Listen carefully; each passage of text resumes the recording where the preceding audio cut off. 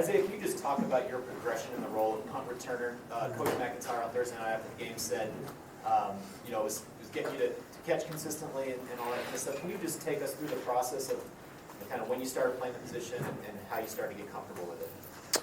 Well, I didn't do any of it last year, but this year during fall camp, I caught a couple punts, just trying it out, just basically for the first time and everything. And then J-Mac obviously got the start, and he was doing well all through the year. And then he had that concussion against Arizona State. So, they tried me back again at practice, and I was able to catch him a lot more comfortably and everything like that. And then Coach DePrado said that he believed in me to go back there and do it. And so then Coach Mac just green-lighted it, and so then we just rolled from there. Isaiah, over here. Yeah.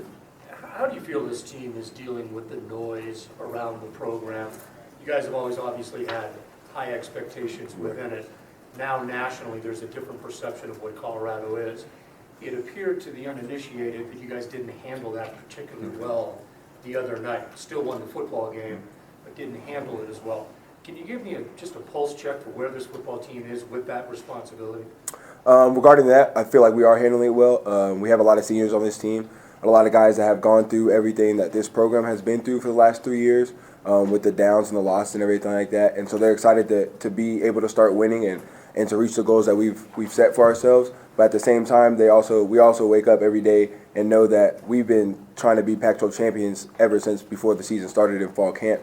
And that was before anyone believed that we could be able to do it. Anyone believed that after 9 games in the season that we'd be atop the Pac-12 South and everything like that. And so we know that every day that we come out to practice. So that's how we are able to not get caught up in the noise and all these expectations from other people, because we've already set those for ourselves, and we already have the highest expectations that anyone could set. Isaiah, going into Thursday night, the special teams units this season has taken some criticism. So a two-part question: how good did it feel for you and that unit to play a huge role in winning that game? And then secondly, how important do you feel like that unit is going to be in some close games coming up here in your guys' goal games here in November? It's going to be very important, because to win these games that we have left, and hopefully the Pac-12 championship, we're going to need all 3 phases of the game, including special teams. And that's something that Coach McIntyre has talked about us this week, is that we still haven't played a complete Colorado football game in terms of great offense, great defense, and great special teams all inside of one game. We've had great offense some games, we've had great defense some games, and then as you saw at UCLA, we had great special teams in some games. But we've yet to do that all in one, and so that's really what we're looking to do this weekend against University of Arizona, so we can really see where we're at.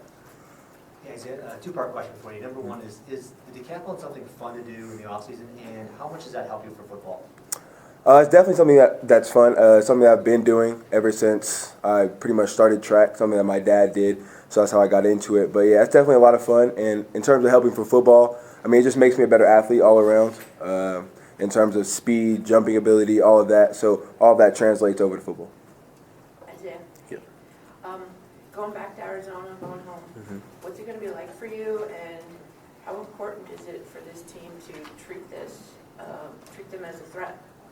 Definitely for me personally, it's going to be a lot of fun being able to see my entire family and everyone like that come out to the game and be able to just play in front of my home crowd basically.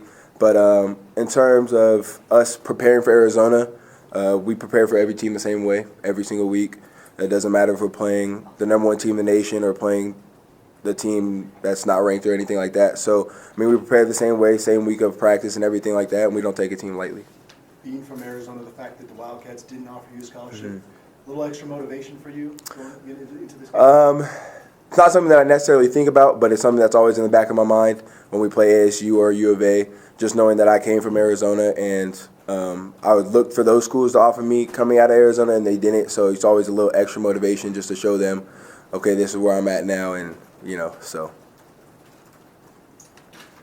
Isaiah, how much are you trying to learn from Cheeto Bay, Tedrick, and Akella? Because I don't want to get ahead of ourselves, but next year those guys aren't going to be there, and you're going to be one of the most experienced members of the secondaries. How much are you trying to learn from those guys right now? I try to learn from them pretty much every single day that we go out on practice. Just not only how they play the game of football and what they're looking for on the field, but really just how they handle themselves, how they handle being leaders of the team and being seniors and having everyone look up to them and having people ask them questions about, okay, what scheme is this and how should we attack this play and that play. So I just try to learn how they're able to handle that so that when I get asked those questions next year, I'm able to respond to our younger guys and prepare them for the season. Isaiah, out of curiosity, do you have, guys that you know playing high school ball right now that maybe you were on their team with, or, people that were in your situation that are maybe looking at colleges coming up to you now and saying, hey, what about CU? What can you tell me about it? Yeah, there's definitely a lot of those people back home from my high school and things like that that look, ask me about CU and how I like it and things like that. But, I tell them that every decision is basically for them, and everyone's going to have a different take on a different school. So, once they find one that they like, it's up to them. Isaiah, in your opinion, how much pride does the defense take in the fact that these last 2 games have come on your shoulders? It's something that we take very prideful. We look for that. We want that, actually, at the end of the games. We want the game to be on our shoulders and the game is on our line and everything like that, because we always feel like we're going to be able to measure up to any team in the Pac-12 and win the game. So,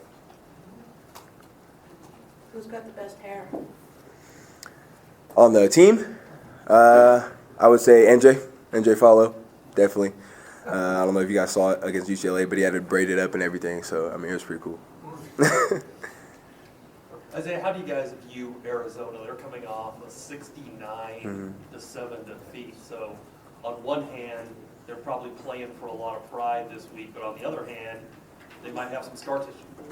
Yeah, definitely. That's something that Coach Levitt talked to us, the defense specifically, about. He basically just said that, once you come in to U of A on Saturday, the week previous doesn't matter anymore. It doesn't matter that we beat UCLA with great defense. It doesn't matter that they got beat by Washington State. All that matters is those 4 quarters that are ahead of us. So, we're just preparing that way. We know that they're going to come out with everything they've got just to try to knock us off our high horse and everything like that. So, we're looking for a great game, and I feel like we're going to be ready for it. Any last questions for Isaiah? Isaiah, what's the biggest thing yet that you have to learn about punt returning? Really, the hardest thing to learn is the rotation of the ball. Sometimes when the tip is going down, you know that it's going to stop a lot shorter, and then when it's up, it's carrying. So being able to see that as well as seeing, okay, where are the gunners at and the people coming down? Do I need a fair catch? Do I not need a fair catch? Having to be able to do that all at the same time is probably the number one thing that I still need to learn. All right. Thank you, Isaiah. No problem.